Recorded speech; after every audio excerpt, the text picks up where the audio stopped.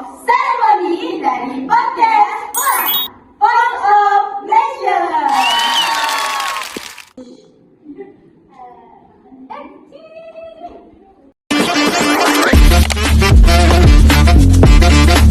Halo semuanya, perkenalkan nama saya Maya dan rekan saya Pada Lutfi Pratama yang akan menjadi narasumber pada podcast kali ini.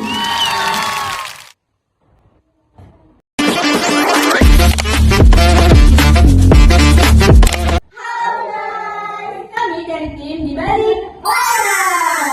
Perkenalkan, nama saya Tariatun dan rekan saya Devi Persyaira, saya Helena Dunia. dan saya Andika. What's up Yoji?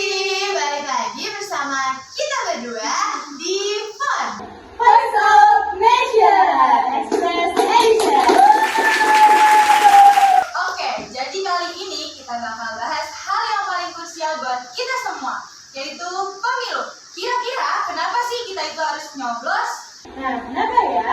Karena mayoritas di Indonesia itu lebih dari 50% pemilih adalah anak muda. Nah, langsung aja kita bahas soal ini bersama dua suku, yaitu Kak Kayla dan Kak Reza. Halo Kak Kayla, Kak Reza. Halo. Gimana nih kabarnya Kak Kayla, Kak Reza hari ini? Alhamdulillah. Oke, bersiap belum ya? Siap, yes. Langsung aja. Oke, ke depan aja Kak Kayla. Kira-kira menurut Kak Kayla, kenapa sih nyoblos itu bukan cuma sekadar hak, tapi juga bisa jadi power buat kita? Nah, baik, jadi gini Kak, kalau kamu mau sama kurikulum riset atau cari kerja favorit, itu semua diputusin sama pemimpin kita.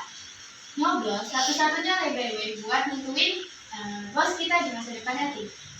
Kalau kamu nggak nyoblos atau golput, itu artinya kamu agree aja sama keputusan orang lain. Nah, kalau tadi kan menurut pendapat Kak Kayla, gimana menurut pendapat Kak Reza? Kalau misalkan ada orang yang bilang golput itu kan keren sebagai tanda protes. Nah, menurut pendapat Kak Reza itu gimana? Kalau begitu itu namanya salah kaprah, Kak. Jadi golput itu bukan protes, tapi pasrah. Kalau kamu pasrah, masa depan kamu itu 5 tahun ke depan bakal dipimpin sama orang lain. Kalau begitu, pemilu itu tuh namanya tuh investasi buat masa depan. Jadi bukan cuma sekedar pilkada biasa. Kalau kamu nggak milih, kamu nggak bakal punya peluang buat protes jika pemimpin kita bermasalah. Oke, mantap banget nih jawabannya. Berarti kita tuh harus milih yang bisa ngertiin isu kita ya Pak? Kayak mulai dari kesehatan mental, sama gizi ekonomi, ya kan Kak Kayla? Exactly. Nah, pilih yang programnya itu relevan sama Gen Z, bukan yang cuma viral. Nah, sekarang kita masuk ke segmen anti-hoax. Nah, Kak Reza, gimana sih caranya biar kita nggak kena scam politik di medsos?